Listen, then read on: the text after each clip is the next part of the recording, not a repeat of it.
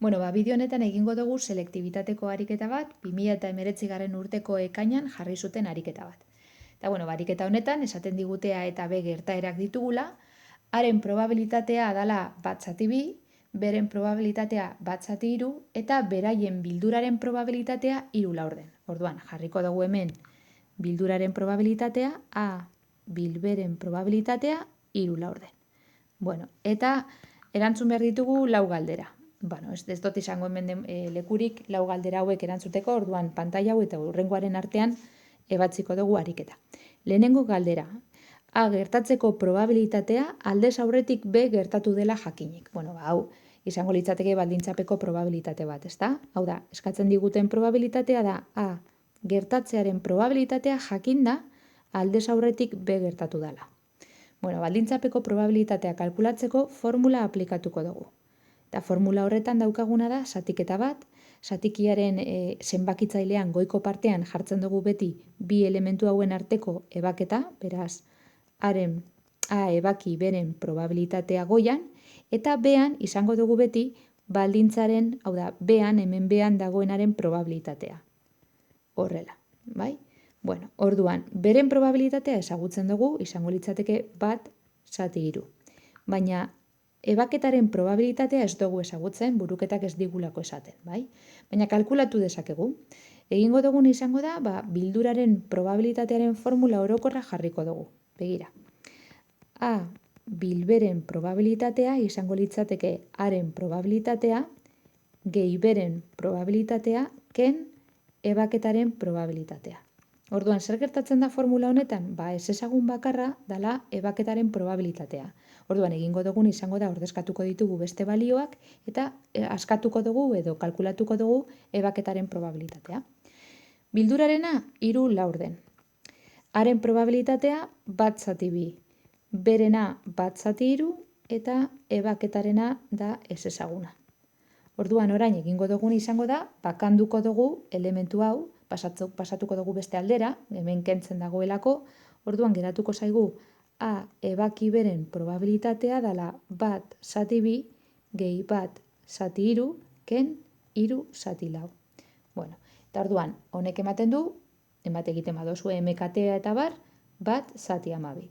Orduan, ja badakigu hemen goian ordezkatu behar dugun balioa dala 1/12, ebaketaren probabilitatea. Orduan jartzen dugu hemen 1/12 eta, orain egiten dugu zatiketa. 1/12 zati 1/3. Orduan, zatikien arteko zatiketa zelan egiten da, biderketa gurutzatua, ezta? 1 bider 3 gora 3 eta 12 bider 1 bera 12. Hau simplifikatzen baldin badugu, ematen digu 1/4. Bagoaz orain bigaren galdera erantzutera, esaten du. Gertaera bietako bat ere ez gertatzeko probabilitatea.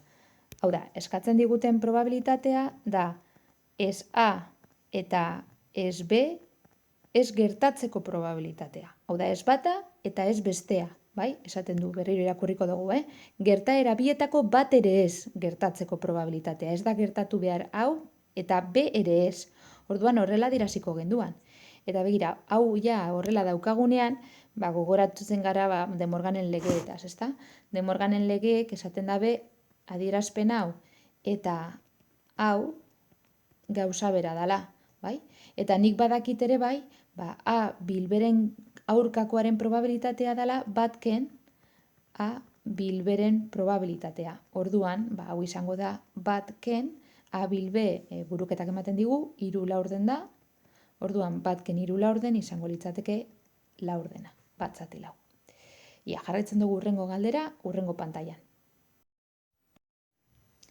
Orain C galdera erantzungo dugu, irakurriko dizuet C galdera zeuren pantailan ez da gertzen, esaten du A gertatzeko eta B ez gertatzeko probabilitatea. Orduan, kalkulatu behar dugun probabilitatea da A gertatzeko eta B ez gertatzeko probabilitatea.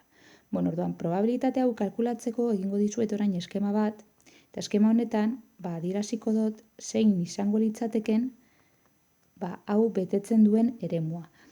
A ebaki beren kontrakoa izango litzateke eremu hau. Ez baduzu ulertzen zergaitik, mesedez jo teoriako bideoetara hor azalduta dago, Bai, orduan orain sinistu, hau horrela dela. Orduan, zelan kalkulatuko dugu eremu honen probabilitatea? Bueno, egingo duguna izango da, haren probabilitate guztiari kenduko diogu zatitxo hau. Eta zatitxo hau zer da? Bada A eta B arteko ebaketa. Orduan, egingo duguna izango da, haren probabilitate osoari kenduko diogu ebaketaren probabilitatea. Eta orduan, haren probabilitatea, buruketak esaten digu dela 1/2.